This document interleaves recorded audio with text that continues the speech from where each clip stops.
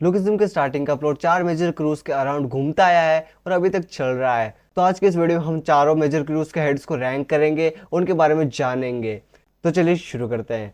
उससे पहले वीडियो को लाइक जरूर से कर देना, कॉज वाई नॉट।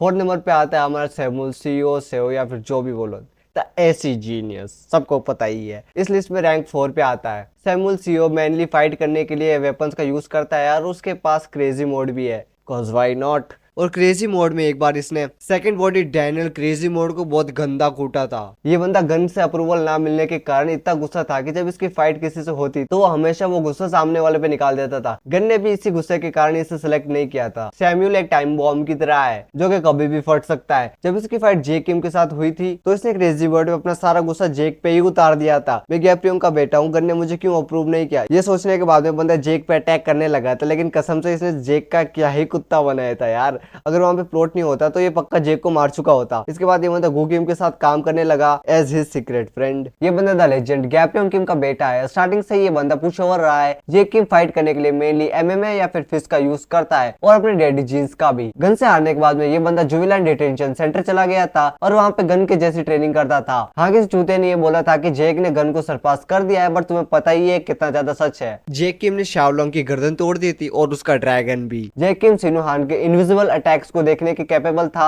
और अगर वो फाइट कंटिन्यू होती तो उसके कुछ चांसेस थे उस फाइट को जीतने के। जब इसकी फाइट गन के साथ हुई तो इसने आपके जीन्स के कारण एक क्लीन हिट लैंड कर दिया था गन पे, जिसने एक बार के लिए गन के डिफेंस को ब्रेक कर दिया था। उसके बाद में हमें जेक ज्यादा दिखाया ही नहीं गया है। नंबर 2 पे आता है एली जांग, हॉस्टल का लीडर। ये लिस्ट में नंबर 2 पे आता है हॉस्टल का लीडर बिग डैडी एली जांग। ये बंदा रिसेंटली हमें बुसान की क्रू हेड से फाइट करते हुए दिखा है। एली का नाम किंग्स में भी काफी ज्यादा फेमस था क्योंकि एक बार एली जांग किंग्स के हंट पे निकला था। इस वजह से उसे काफी लोग लाइक द किंग ऑफ इचोन भी जानते हैं। एली जांग का बिजनेस करने का माइंड ही उसे हॉस्टल का लीडर बनाया था। स्टार्टिंग में इसके आइडियाज के कारण ही गन ने हॉस्टल को छोड़ दिया था। इस बंदे को गन पार और टॉम ली दोनों से ट्रेनिंग मिली है। हाँ, गन ने इसको कुछ महीनों के लिए ट्रेनिंग दी, लेकिन एली को टॉम ने बचपन से एनिमल इंस्टिंक्ट्स की ट्रेनिंग दी थी। जब ये सीरियसली फाइट में एनिमल इंस्टिंक्ट्स यूज करता है तो सामने वाले की कोई चीज तो जरूर फटेगी। रिसेंटली जब किंग के साथ फाइट हो रही थी तो ये बंदा टू जा रहा था, लेकिन जब ये बंदा सीरियस हुआ था तो फाइट बीच में रुक गई थी। एली आइकिडो और वेपन्स का यूज करता है और सब उसके एनिमल इंस्टिंक्ट्स के बारे में जानते ही है। नंबर 1 जॉन सेयोंग या फिर योहान सेयोंग, जो भी बोलो, the beginning of the legend John Seong. ये बंदा करंटली 4 मेजर क्रू हेड्स में सबसे ज्यादा स्ट्रॉन्ग है। तो जॉन सियोंग अभी के लिए तो कुछ ज्यादा स्ट्रॉन्ग हो गया है, तो इसके कारण पीटीचे उसे रिसेंट के कुछ चैप्टर्स में दिखाई नहीं रहा है। सो जॉन के पास कॉपी एबिलिटी है और इस एबिलिटी के कारण इसने अपनी जिंदगी में काफी कुछ हासिल किया है और शुरुआत से जॉन काफी ज्यादा तेजी से ग्रो करता आया है। इस बंदे ने यूसियोंग को भी ऑलमोस्ट डिफीट कर दिया था और जब इसकी फाइट मैनेजर किम के साथ हो रही थी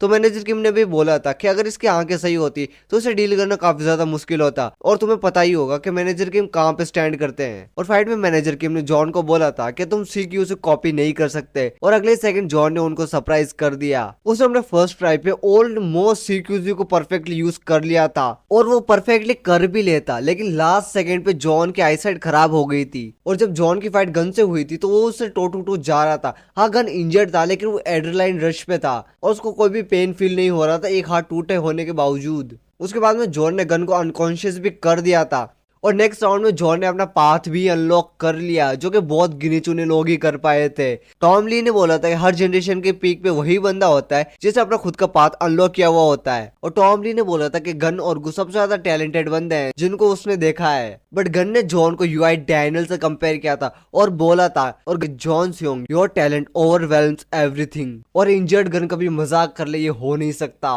इस बात से तुम्हें पता लग ही गया होगा कि जॉन कितना ज्यादा स्ट्रॉन्ग है। आखिरी बात, मैं जो मान रहा हूं मैं वही बता रहा हूँ। अगर कोई मेरे ओपिनियन से डिसएग्री करता है तो काफी अच्छी बात है।